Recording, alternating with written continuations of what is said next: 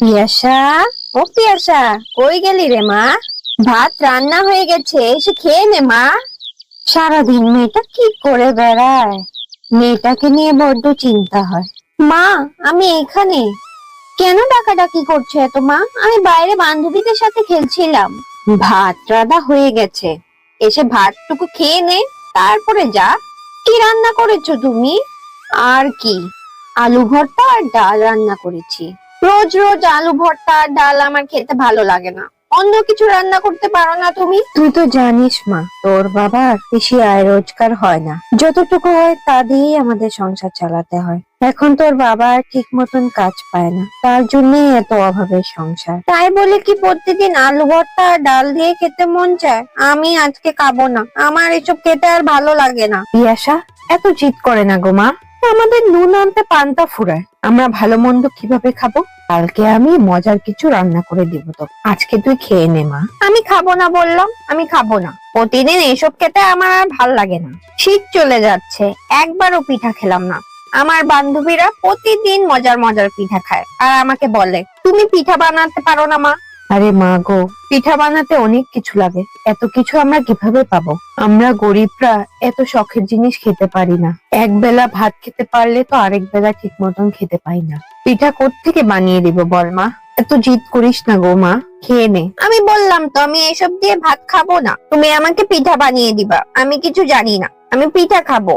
সবাই আমাকে দেখায় দেখায় পিঠা খায়, এখন পর্যন্ত শীত চলে যাচ্ছে, একবারও পিঠা খেতে পারিনি। কইও গিন্নি, কই গেলা? এসে পড়েছি আমি।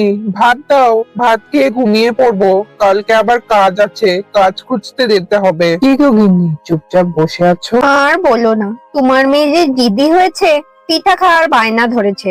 কিভাবে ওকে পিঠা বানাই দিই বলো? কিচ্ছুটাই বুঝতে চায় না তোমার মেয়ে। পিঠা বানাতে কত কিছু লাগে, এত কিছু আমরা কই পাবো বলো? আহা গিন্নি, মেয়েটা যখন বায়না ধরেছে, একটা না একটা ব্যবস্থা করব।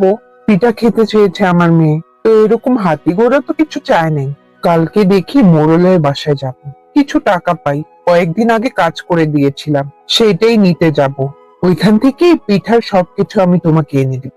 তোমার মেয়ে আবার ভাত না খেয়েই ঘুমিয়ে পড়লো। বললাম আজকে খেয়ে নে, কালকে একটা ব্যবস্থা করবো।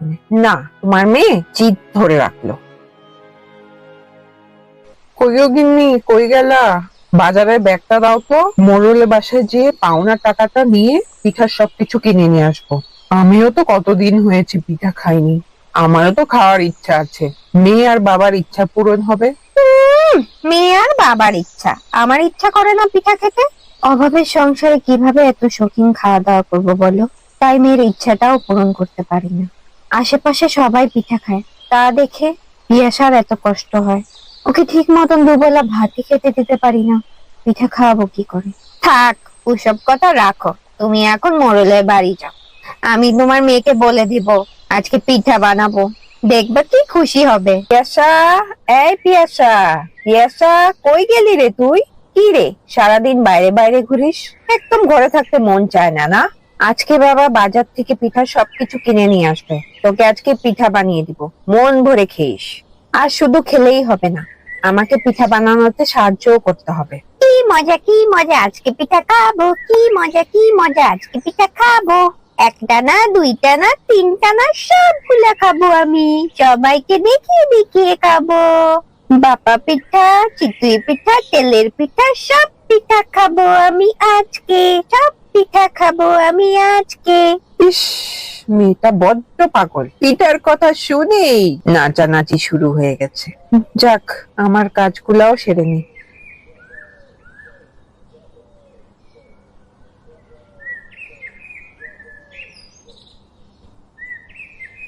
কি গো রফিক, তুই? আজকে তো আমি তোকে ডাকিনি, আজকে তো তোর কোনো কাজ নেই আমার এখানে, বা যখন ডাক দিব তখন আসবি। না গো মোড়ল সাহেব, কাজের জন্য আসিনি। কয়েকদিন আগে আমি আপনাকে কাজ করে দিয়েছিলাম মাঠে, সেটা পাওনা টাকাটাই নিতে আসছি। আমার মেয়ে অনেকদিন ধরে জিদ করছে পিঠা খাবে বলে, টাকাও নেই হাতে, তাই পিঠাও খাওয়াতে পারছি না মেয়েকে। আপনি ওই টাকাটা দিলে আমি বাজার সদাই করে আমার মেয়েকে পিঠা খাওয়াতাম। ইস, গরিবের আবার এত শখ, পিঠা খাওয়ার খুব শখ উঠেছে না? কেন, তোর মনে নেই তোর মেয়ের অসুস্থর জন্য আমার কাছ থেকে কিছু টাকা নিয়ে গেছিলি? সেইটার টাকাই তো এখনো পরিশোধ করিস নেই, তাই যা কাজ করিয়েছি সেটা থেকে আমি কেটে নিয়েছি। তুই এখন আমার কাছ থেকে আর কোনো টাকাই পাস না। জি মোড়ল সাহেব, আমার মনে আছে। কিছু টাকা আমাকে এখন দেন। আমার মেয়েটা খুব শখ করে পিঠা খেতে চেয়েছে। আমি সামনের মাসেই আপনাকে টাকাটা পরিশোধ করে দিব। দেখ রফিক, গরিবদের এত শখের জিনিস থাকে না। যতটুক চাদর ততটুকুই বিছাতে হয়। আগের পাওনা টাকাটা তো আমাকে দিতে পারলি না, এখন আবার টাকা নিতে চাচ্ছিস? আগের পাওনা টাকা পরিশোধ কর, তারপরে আমি তোকে টাকা দিব। জি মোড়ল সাহেব, বুঝতে পেরেছি। কত শখ, পিঠা খাবে। দিন আনতে পান্তা ফুরায়, সে আবার পিঠা বানাবে। শখের শেষ নেই দেখছিস। তো হঠাৎ করে পিঠার কথা মনে পড়লো, আমারও পিঠা খেতে মন চাচ্ছে। বাজার থেকে সবকিছু সদাই এনে নিস, পিঠা বানাতে বলিস। সেই কবে খেয়েছিলাম। ও সৃষ্টিকর্তা, কেন এত গরিব বানালা? ঠিক মতন মেয়ের চাহিদাটাও পূরণ করতে পারি না, ঠিক মতন খাওয়া দাওয়া করাতে পারি না মেয়েকে, লেখাপড়াটাও করাতে পারলাম না। আমার মেয়েটা একটু পিঠা খেতে চেয়েছে, তাও দিতে পারলাম না। বাপ হয়ে মেয়ের কোনো আশাই পূরণ করতে পারি না।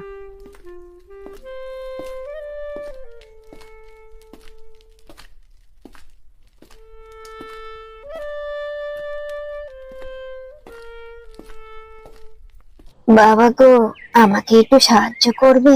বয়স হয়েছে, তাই ভারী কিছু ওঠাতেও পারি না। বস্তাটা আমার মাথায় উঠে দিলে আমার সামনেই বাসা আছে, চলে যেতে পারবো আমি। এত বয়স হয়েছে বুড়িমা, তাও তুমি বস্তা টানছো? ওই তোমার বাসা, আমি তোমার বাসায় রেখে আসি বস্তাটা। না বাবা, তোর কষ্ট করতে হবে না, আমার মাথায় বস্তাটা উঠিয়ে দিলেই আমি নিয়ে যেতে পারবো। না বুড়িমা, আমার কোনো কষ্ট হবে না। আমার এখন কোনো কাজও নেই, আমি তোমার বাসায় যে বস্তাটা দিয়ে আসি, তোমার অনেক কষ্ট হবে নিতে। তুই বাবা অনেক ভালো। আজকাল এমন মানুষ খুব কমই পাওয়া যায়, কেউ কারো সাহায্য করে। তোর বাসায় বাবা কে কে আছে? আমার বউ আর আমার একটা মেয়ে আছে। অভাবের সংসার আমাদের। শীত পড়েছে, আমার মেয়েটা খুব আশা করে পিঠা খেতে চেয়েছে, কিন্তু পিঠাটুকুও খাওয়াতে পারিনি। হাতে টাকা নেই যে পিঠার জিনিসপত্র কিনবো। মেয়েটার কোনো আশাই পূরণ করতে পারি না। মোড়লের কাছে যেও কোনো সাহায্য পেলাম না। আমার মেয়েটা আশা করে বসে আছে পিঠা খাবে বলে। থাক বুড়িমা, আমার এই কষ্টের কথা বাদ দাও তো। তুমি বলো, তোমার কেউ নেই? এই বয়সেও তুমি বস্তা টেনে তোমার বাসায় নিয়ে যাচ্ছ?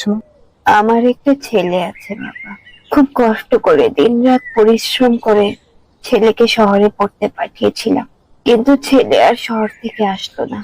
বললো গ্রামে এসে কি করবে, শহরেই চাকরি পেয়েছে।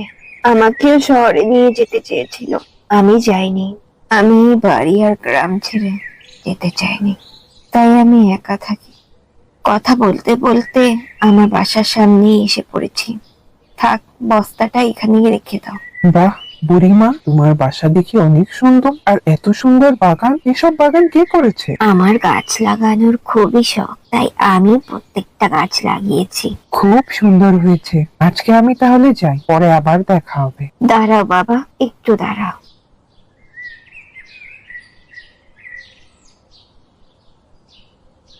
বুড়িমা রফিককে একটি গাছ দিল।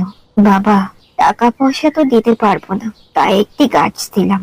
বাড়ির উঠানে লাগিয়ে দিও গাছটা, দেখবে তোমাদের অনেক উপকারে আসবে। রফিক গাছটি নিয়ে চলে গেল।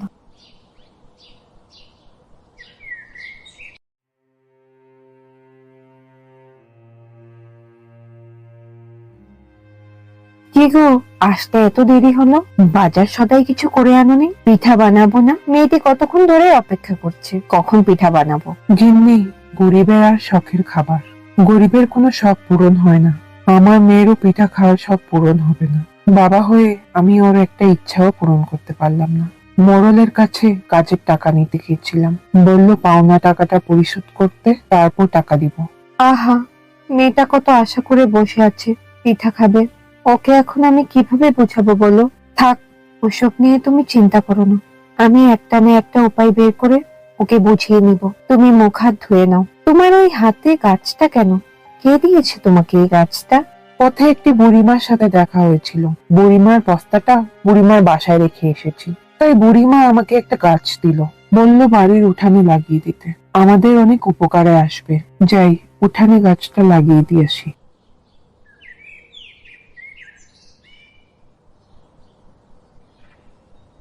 মা, ও মা, মা কোথায় গেলা? তাড়াতাড়ি আসো, তাড়াতাড়ি বাইরে আসো, দেখে যাও কি হয়েছে, দেখে যাও মা।